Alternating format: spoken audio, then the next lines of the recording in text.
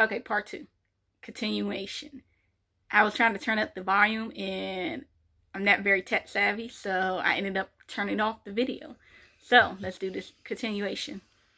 I was very young when I made the commitment to publish, and when I made the commitment, I did do a lot of research about pen names, and I did it because I was a female and a black female.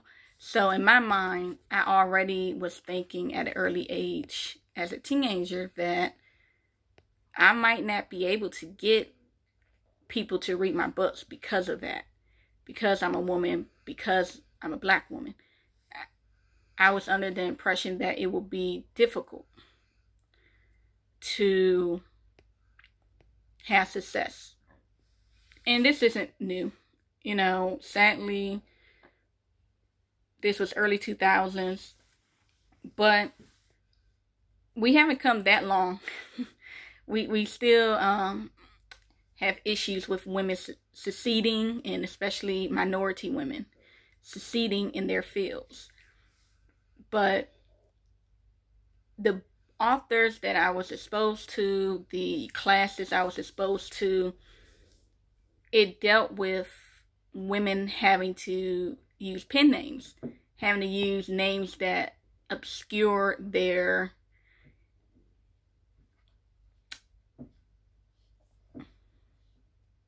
I don't want to say gender. that hid who they were. Who it was more.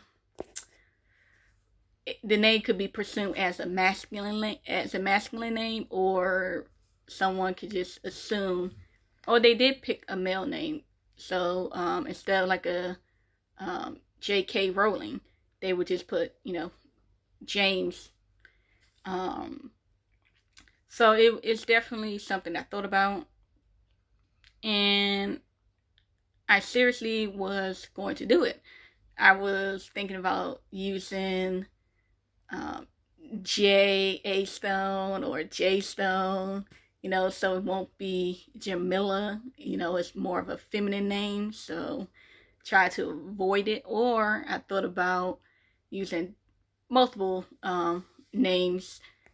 And later on, as I continued to write, as I continued to do research, and as I continued to learn more about my history, and especially my family history. I'm a Quander, and we have a very deep, rich history, very documented history, and it's very difficult for African Americans to be able to trace their roots, to be able to have such a rich history documented. And it made me start to say, so what? Say, who gives a damn? And I got to the point where I didn't care about having my name out there or being presumed, oh, it's a woman. I didn't care anymore. And then I started like, okay, well, maybe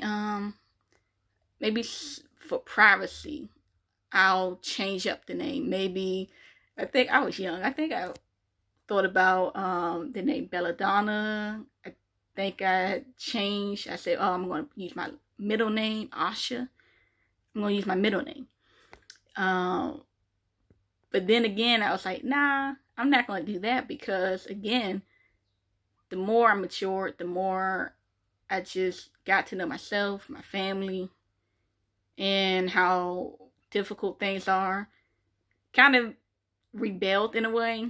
I know now in this age it seems strange to say rebelling in that type of way, but I felt a little bit like a rebel. Like, no, I'm going to use my full name because I'm a black woman.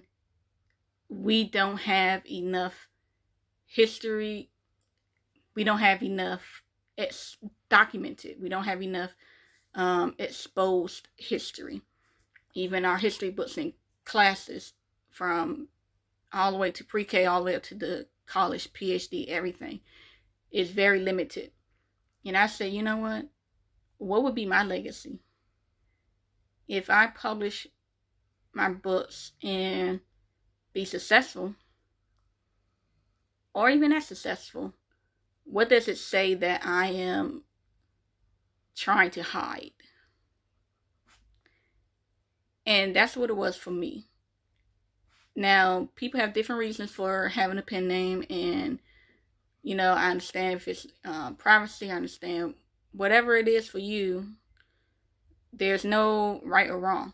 But for me, it felt like I was hiding my light. I was hiding, and it didn't feel right to have a pen name, because I wanted my name out there so that another Black child who is reading books and doesn't have books by Black authors, we have our greats, we have our Toni Morrisons, and we have our Maya Angelou's and Alex, but not that they're in the past, but we don't have enough,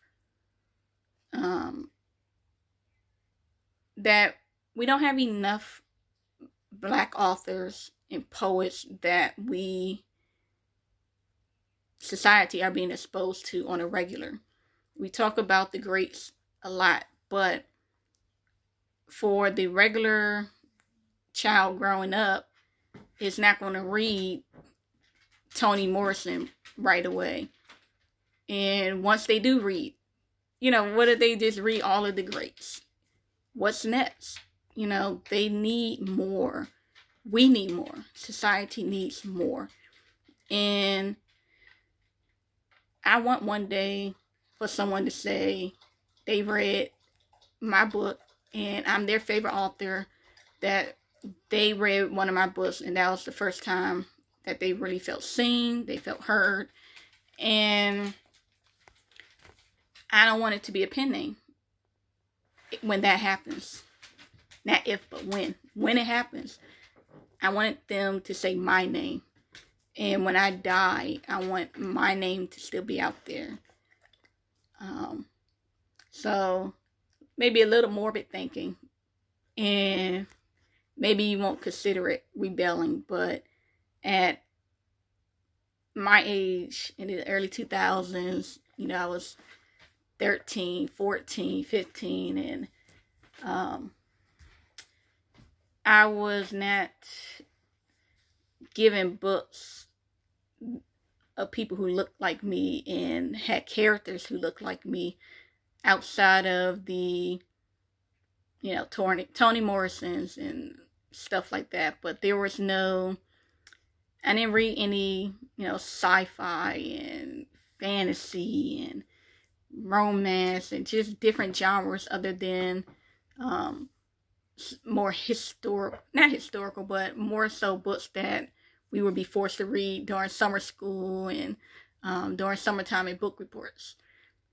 And there has been a increase of YA books for that have main characters who are minorities, and that's awesome. But I wonder how long it's going to last, because it just started, and trying to be optimistic. I'm trying to be hopeful, but I'm hoping this is a trend that continues, and I'm hoping more minority authors will put themselves out there as much as possible, put themselves out there, document our history, because the others aren't going to do it for us. They're not going to document our history for us. So document your history with your real name. Put yourself out there. It's difficult, but sometimes we have to think beyond ourselves and think about the next generation and make that sacrifice. Even if it's difficult, make the sacrifice and document your history. That's why I didn't have a pen name.